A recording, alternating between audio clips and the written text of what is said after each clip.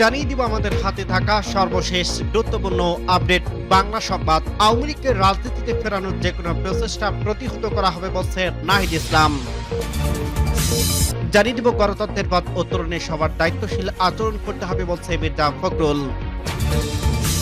আরো জানিয়ে দিব আওয়ামী লীগ পুনর্গঠন নিয়ে পিনাকির বক্তব্যকে ভুয়া বলেন সোহেল তাজ।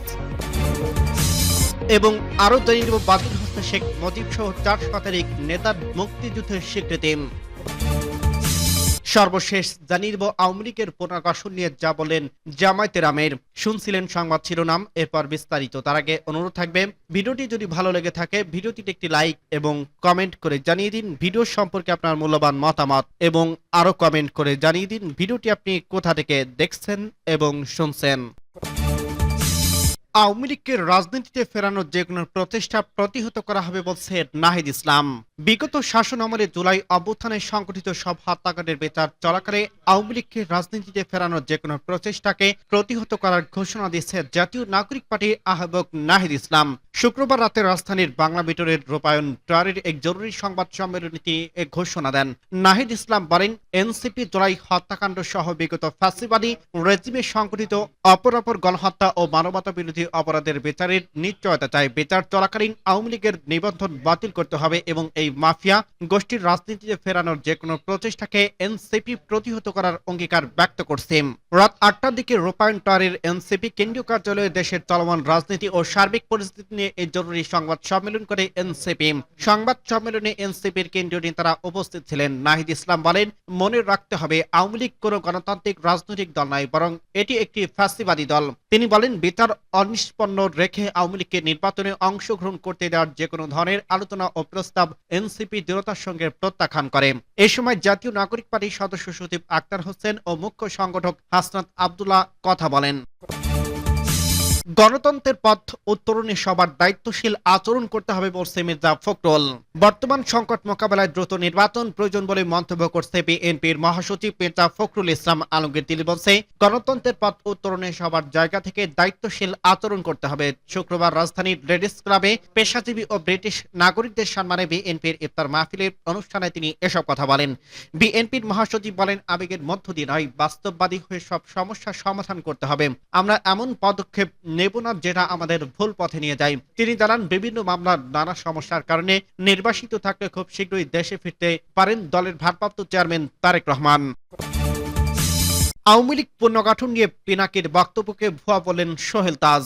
লেখক, অনলাইন অ্যাক্টিভিস্ট ও ব্লগার পিনাকি ভট্টাচার্য বলছে, সাবের চৌধুরী সভাপতি আর সোহেলকে সাধারণ সম্পাদক করে পুনর্গঠন হবে আওয়ামী লীগ। এই পুনর্গঠিত আওয়ামী লীগ নির্বাচনে যাবে। তবে পিনাকি এই বক্তব্যকে নাকচ করে দিলে বাংলাদেশের প্রথম প্রধানমন্ত্রীর শহীদ তাজউদ্দিন আহমেদের ছেলের সাবেক স্বরাষ্ট্র প্রতিমন্ত্রী তানজিম আহমেদ সোহেল তাজ শুক্রবার দুপুরে নিজের ভেরিফাইড ফেসবুকে পিনাকি ভট্টাচার্যের বক্তব্যে সংবলিত একটি ফেসবুক পোস্টের স্ক্রিনশট শেয়ার করে পোস্ট দেন সোহেল তাজ। এই পোস্টে পিনাকির দাবি মিথ্যা বলে প্রত্যাখ্যান করেন তিনি। পিনাকি ভট্টাচার্য ফেসবুকে পোস্টে লিখেছে, সাবির চৌধুরীর সভাপতি আর সোহেলকে সাধারণ সম্পাদক এইভাবে আওয়ামী লীগ পুনর্গঠিত হবে। এই পুনর্গঠিত আওয়ামী লীগ নির্বাচনে যাবে, এটাই যৌথ সিদ্ধান্ত। এতে ইউরোপের রাষ্ট্রগুলির মধ্যে ব্রিটেনের সমর্থন আছে। এই কারণেই সাবির চৌধুরীকে জেলে রাখা হয়নি। পিনাকি আরো লিখেছে, 1975 এর 15ই আগস্ট বিপ্লবীদের দেশ ছাড়তে হয়েছিল। তারা বিভক্ত হতে হতে শক্তিহীন হয়ে পড়ছে। যারা 1975 এর বেনিফিসারি, তারা বিপ্লবীদের বাঁচায়নি। একাংশ রাজনৈতিক দল তৈরি করে ফ্রিডম পার্টি, আরেক অংশ খন্দকার মোস্তাকের মাঝে রেখে দল গড়তে ব্যর্থ হলে হাসিনা ফিরে এলো। 2024 আবার 1975 এর পুনরাবৃত্তি হয়েছে। সেই একই ব্যবস্থা, সেই একই কাঠামো আবিষ্কৃত হচ্ছে। রাষ্ট্র চলবে, লুটপাট চলবে, ভারতের কর্তৃত্ব চলবে। 24 এর নায়করা ভুল আর বিভেদের পরিচিত আরবে ঢুবে যাবে। আর এখন শুরু হয়েছে একজনের বিরুদ্ধে আরেকজনকে লড়িয়ে দেওয়া। পিনাকি ভট্টাচার্য এই অভিযোগে সরাসরি ভুয়া ফেক নিউজ বলে অবহিত করছে সোহেল তাজ। তবে হঠাৎ আওয়ামী লীগের পুনর্গঠন নিয়ে এত আলোচনা? সাবের হোসেন সোহেল তাজের নেতৃত্বে আওয়ামী লীগ পুনর্গঠন হচ্ছে কিনা এই অভিযোগের ব্যাপারে জানতে যোগাযোগ করা হলে সোহেল তাজ ইত্তেফাককে বলেন, আওয়ামী লীগ পুনর্গঠন নিয়ে কারো সাথে কোনো আলোচনা হয়নি। আমি কিছু জানি না, আমি রাজনীতিতে নেই, নোংরা পচা রাজনীতিতে আমার আগ্রহ নেই। আওয়ামী লীগের যাবতীয় অপকর্ম, হত্যা, গণহত্যা, গুম, নির্যাতনের জন্য অনুতপ্ত হয়ে ক্ষমা চাইতে হবে, তাদেরকে সাজা পেতে করতে হবে। আওয়ামী লীগ পুনর্গঠন হলে নেতৃত্ব দেবেন কিনা এমন প্রশ্নের জবাবে সোহেল তাজ বলেন, মুক্তিযুদ্ধের চেতনা, স্বাধীনতা আর জনগণের নীতি আদর্শ ভিত্তিক দল ছিল আওয়ামী লীগ। 1974 সালে বাকশালে সেই স্বাধীনতার আওয়ামী লীগ বিলুপ্ত হয়। আওয়ামী লীগকে পুনর্গঠন করতে হলে 71-এর আগের আদর্শে ফিরে যেতে হবে। নতুন করে নতুন দল নিয়ে রাজনীতিতে ফিরে আসবেন কিনা জানতে চাইলে সোহেল তাজ সরাসরি উত্তর দেননি। তিনি বলেন, নতুন প্রজন্মের দেশ গড়বে, তারাই হবে মহান মুক্তিযুদ্ধের চেতনা ধারক ও বাহক। নতুন প্রজন্ম যদি মুক্তিযুদ্ধের চেতনা উজ্জীবিত হয়ে পিওর হার্ট নিয়ে দেশ গড়তে এগিয়ে আসে, তবে তাদের পাশে থাকবেন সোহেল তাজ। বাতিল হচ্ছে শেখ মুজিব সহ 4 শতাধিক নেতার মুক্তিযোদ্ধার স্বীকৃতি।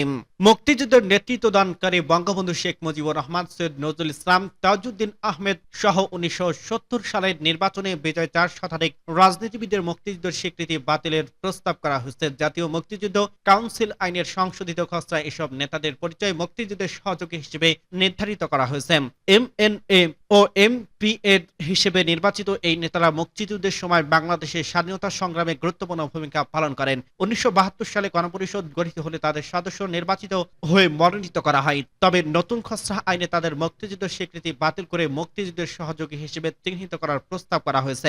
জাতীয় মুক্তিযোদ্ধা কাউন্সিলের 94তম সভায় এ সিদ্ধান্ত হয়। এর পরিপ্রেক্ষিতে গত 10 মার্চ মুক্তিযুদ্ধ বিষয়ক উপদেষ্টা ফারুক এ আজম সংশ্লিষ্ট খসড়ায় স্বাক্ষর করেন। সংশোধনী মুক্তিযুদ্ধের সময় রাজনীতিবিদদের পাশাপাশি আরো 4 শ্রেণীর মুক্তিযোদ্ধাদের মুক্তিযুদ্ধের সহযোগী হিসেবে নতুন পরিচয় অন্তর্ভুক্ত করা হয়েছে। এই খসড়ায় কার্যকর হলে বিদ্যমান মুক্তিযুদ্ধের তালিকা অন্তত 10,000 ব্যক্তির পরিচয় বদলাতে হবে বলে জানিয়েছে মন্ত্রণালয় সংশ্লিষ্ট একাধিক সূত্র। যারা এতদিন মুক্তিযুদ্ধ হিসেবে স্বীকৃতি পেয়েছিল তাদের নতুনভাবে মুক্তিযুদ্ধের সহযোগী হিসেবে তালিকাভুক্ত করা হবে। মুক্তিযুদ্ধ বিষয়ক উপদেষ্টা ফারুক এ আজম গণমাধ্যমকে বলেন, বীর মুক্তিযোদ্ধা কেবল তারাই থাকবেন যারা অস্ত্র হাতে যুদ্ধ করছে। রাজনীতিবিদরা সরাসরি যুদ্ধ করেনি, তাই তাদের মুক্তিযুদ্ধের স্বীকৃতি বাতিল করে নতুন পরিচয় অন্তর্ভুক্ত করা হয়েছে। এতে করে কোনো মর্যাদা কমানো হয়নি, বরং মুক্তিযুদ্ধের ইতিহাসকে আরো নির্দিষ্ট করা হয়েছে। তবে এই সিদ্ধান্ত নিয়ে বিতর্ক শুরু হয়েছে। বিশিষ্ট ইতিহাসবিদ এবং ইমোরিটাস অধ্যাপক সিরাজুল ইসলাম চৌধুরী বলছে, আইন বদলে মুক্তিযুদ্ধের অবদান পরিবর্তন করা যায় না। এটি অপ্রয়োজনীয় এবং অপচয়মূলক উদ্যোগ। মুক্তিযুদ্ধের নেতৃত্বদানকারী স্বীকৃতি নিয়ে প্রশ্ন তোলা উচিত নয়। কেউ যদি ভুয়া মুক্তিযোদ্ধা হয়ে থাকে তাহলে সেটি যাচাই করে ব্যবস্থা নেওয়া উচিত। মানব অধিকার কর্মী ও সাবেক তত্ত্বাবধায়ক সরকারের উপদেষ্টা সুলতান কামাল বলেন, মুক্তিযুদ্ধ ছিল একটি জনবদ্ধ ও জনযুদ্ধ, কেবল সামরিক যুদ্ধ নয়। এই লড়াই রাজনৈতিক ও কূটনৈতিক ভূমিকা অত্যন্ত গুরুত্বপূর্ণ ছিল। ঢালাওভাবে এমএনএ, এমপিএ এবং গণপরিষদ সদস্যদের মুক্তিযোদ্ধার স্বীকৃতি বাতিল করার পুনর্বিবেচনা করা উচিত। খসড়া আইনে মুক্তিযোদ্ধার সংজ্ঞার বড় পরিবর্তন আনা হয়েছে। নতুন সংজ্ঞায় বলা হয়েছে, যারা 1971 সালে 26 মার্চ থেকে 16 ডিসেম্বর পর্যন্ত দেশের অভ্যন্তরে যুদ্ধের প্রস্তুতি নিয়েছে এবং মুক্তিযুদ্ধে সরাসরি অংশগ্রহণ করছে, তারাই বীর মুক্তিযোদ্ধা। আওয়ামী লীগের পুনর্বাসন নিয়ে যা বলেন জামায়াতের আমির। পতিত আওয়ামী লীগ আবারও রাজনীতিতে পুনর্বাসনের ষড়যন্ত্র চলছে। ফেসবুকে এমন একটি পোস্ট দিয়েছে শেখ হাসিনা পতনে নেতৃত্ব দেওয়া জাতীয় নাগরিক পার্টির দক্ষিণাঞ্চল সংগঠক হাসনাত আব্দুল্লাহ, যা এখন সামাজিক যোগাযোগ মাধ্যমে হট টপিক। এবার এই ইস্যুতে ফেসবুকে একটি পোস্ট দিয়েছে জামায়াত ইসলামের আমির ডক্টর শফিকুর রহমান। শুক্রবার সকালে এক ফেসবুক স্ট্যাটাসে ডক্টর শফিকুর রহমান স্পষ্ট করে জানিয়েছে, আওয়ামী লীগের পুনর্বাসন জনগণ মেনে নেবে না। আওয়ামী লীগের পুনর্বাসনের চেষ্টা চলছে জানিয়ে এ ব্যাপারে সর্বস্তরের জনগণকে সংযত, সতর্ক ও ঐক্যবদ্ধ থেকে দল মতের ঊর্ধ্বে উঠে দেশের বৃহত্তর স্বার্থে দায়িত্বশীল ভূমিকা পালন করার আহ্বান জানিয়েছেন তিনি। জামায়াত ইসলামের আমিরের পোস্টে হুবহু তুলে ধরা হলো অনলাইন পাঠকদের জন্য আওয়ামী লীগ পুনর্বাসনের জন্য জনগণ মেনে নেবে না। বর্তমান পরিস্থিতি সর্বস্তরের জনগণ সংযত, সতর্ক ও ঐক্যবদ্ধ থেকে দল মতের ঊর্ধ্বে দেশের জনগণের বৃহত্তর স্বার্থে দায়িত্বশীল ভূমিকা পালন করার আহ্বান জানাই। প্রিয় সম্মানিত দেশবাসী, আল্লাহ তাআলার একান্ত মেহেরবানিতে আমরা পবিত্র রমজানুল কারীম অতিক্রম করছে। বাংলাদেশের ইতিহাসে একটি গুরুত্বপূর্ণ ভাগ অতিক্রম করছে। দীর্ঘ ফ্যাসিবাদী শাসনের পর 24 জুলাই আমরা একটি নতুন বাংলাদেশের মহান আল্লাহর রব্বুল আলামিনের একান্ত মেহেরবানিতে উপহার হিসেবে দেখছি। এজন্য মহান রবের দরবারে অসংখ্য শুকরিয়া।